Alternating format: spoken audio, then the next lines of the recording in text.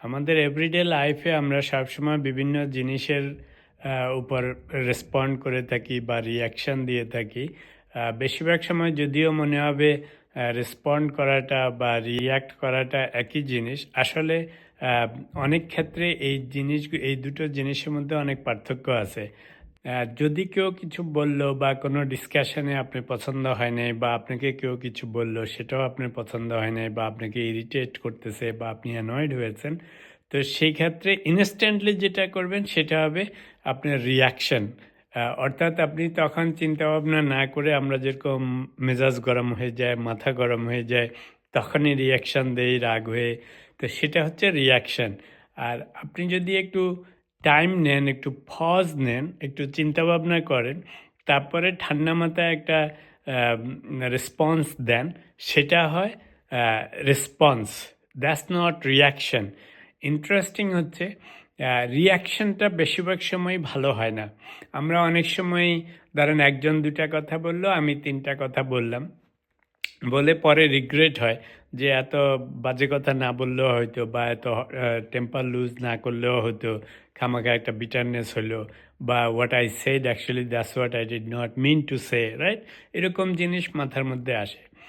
কিন্তু আপনি যদি নিজেকে কন্ট্রোল করেন, পজ নেন এবং তারপরে একটা রিয়াকশন দেন, সেটা হবে একটা রেসপন্স, অর্থাৎ একটা ওয়াইজ রেসপন্স। যে জিনিসটা ইনস্ট্যান্ট না, যে জিনিসটা ইম্পালসিভ না।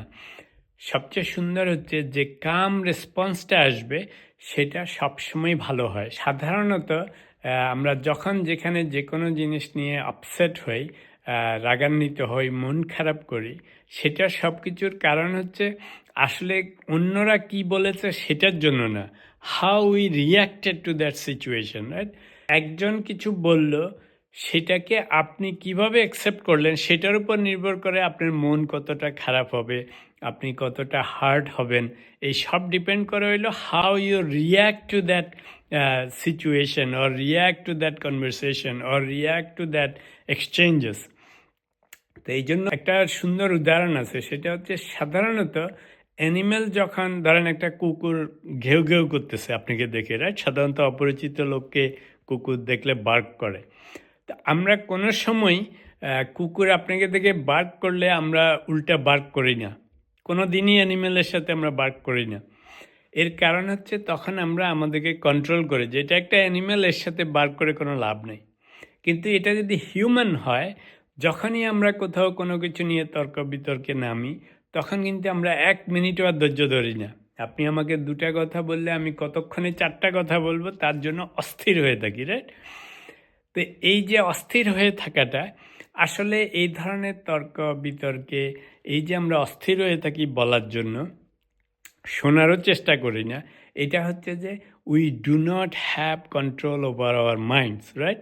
আমরা অস্থির হয়ে থাকি, অর্থাৎ আপনি যেন আমার ট্রিগার, আপনি কিছু বললেই আমি রেগে যাচ্ছি, আপনি কিছু প্রভোগ করলেই আমি রিয়াকশান দিচ্ছি, অথচ জিনিসটা সেরকম হওয়ার কথা ছিল না। আমার কখন রাগ হবে, আমি কখন প্রভোক্ট হব, সেটা everything should depend on me, not on you. You should not be my trigger, right? তো কেউ একজন কিছু বলতে লাগলে দেখবেন যে একটা গল্প বলতেছে, ও বেচারা গল্পের একটুখানি শুরু করলেই অমনি আমরা বলে উঠি, ও আমি তো এখানে গেছিলাম, হ্যাঁ আমি এরকম জানি, আমার সাথে এরকম ঘটনা হয়েছে। আপনি তো এক্ষুনি বলার দরকার নেই, বেচারা একটা গল্প শুরু করেছে, লেট হিম ফিনিশ, রাইট? কথায় আছে যে দুটা কান আছে আর একটা মুখ আছে, অর্থাৎ আপনি ডাবল শুনবেন, বলবেন অল্প, রাইট? কিন্তু আমরা করি কি, আমরা এক কান দিয়ে শুনি আর আরেক কান দিয়ে মাথার মধ্যে শুধু চিন্তা করতে থাকি যে আমি কি বলবো, আমার কোন স্টোরি আছে। You don't have to say all your stories. আপনি নিজের স্টোরি বলে যতটা না পপুলার হবেন, যদি তার কথাগুলি মনোযোগ দিয়ে শুনেন, তার গল্পটা সুন্দর করে মনোযোগ দিয়ে শুনেন, সে আপনাকে আরও বেশি পছন্দ করবে। ইট ইজ ভেরি ইন্টারেস্টিং যে মানুষ কথা বলার লোকের থেকে লিসেনারদেরকে বেশি পছন্দ করে। যে কোনো মহলে আপনি বসবেন, যে সমস্ত লোক ঠান্ডা মাথায় আপনার সমস্ত গল্প শুনে, আপনার মতামত শুনে, আপনার প্ল্যান শুনে, প্রোগ্রাম শুনে এবং তারপরে নিজের কিছু বলে, সেই সমস্ত লোককে সব মিটিংয়ে, মিছিলে, যেখানে সেখানে সব জায়গায় মানুষ খুব সম্মান করে।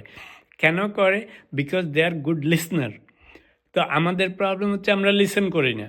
আমরা শুধু নিজেরটা বলার জন্য অস্থির হয়ে থাকি। আমরা নিজের মনের উপর কোনো কন্ট্রোল নাই। কেউ একজন কিছু বললেই আমরা লাফ দিয়ে উঠি।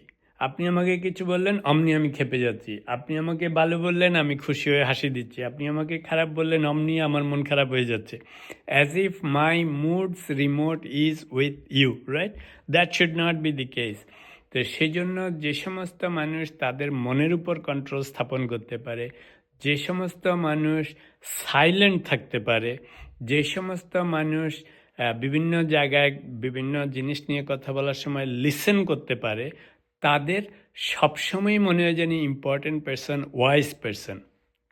কিন্তু আমি সবসময় একটা কথা বলি যে এই এই যে ট্রেটসগুলি, এই যে হ্যাবিটসগুলি, এগুলি একদিনে হবে না। আপনাকে you have to practice everyday, little by little. You have to practice listening more than speaking. Impulsive reaction হবে না। আমি চুপ করে শুনবো, তারপরে যখন মাথা ঠান্ডা হবে যেই কথাটা বললে কাজে লাগবে সেই রেসপন্সটা দিবেন। তাহলে পরে হবে কি, নিজের লাইফটা পিসফুল হবে। অনেকে বলতে পারেন যে যদি কিছু বলে না দেই মানুষ আমাকে বলে যাবে, আমাকে উইক ভাববে। নো, সাইলেন্ট থাকাটা উইকনেস না, রিয়্যাক্ট না করাটা উইকনেস না, নিজের মনের উপর কন্ট্রোল আনাটা উইকনেস না। You are liberating yourself. অর্থাৎ আরেকজন আমাকে কিছু বললে যদি আমি রেগে যাই, তাহলে তো আমি তার কথার উপর ডিপেন্ডেন্ট হয়ে গেলাম, রাইট? আমি যদি আমার উপর কন্ট্রোল আনতে পারি, আমি নিজেকে শান্ত রাখতে পারি, সবসময় দেখবেন যে আপনার মনটা ফ্রি থাকবে। জিনিসগুলি একদিনে হবে না। We have to practice little by little to have control over our mind, control over our mouth, and control over our ears. That will make you wiser, a better person.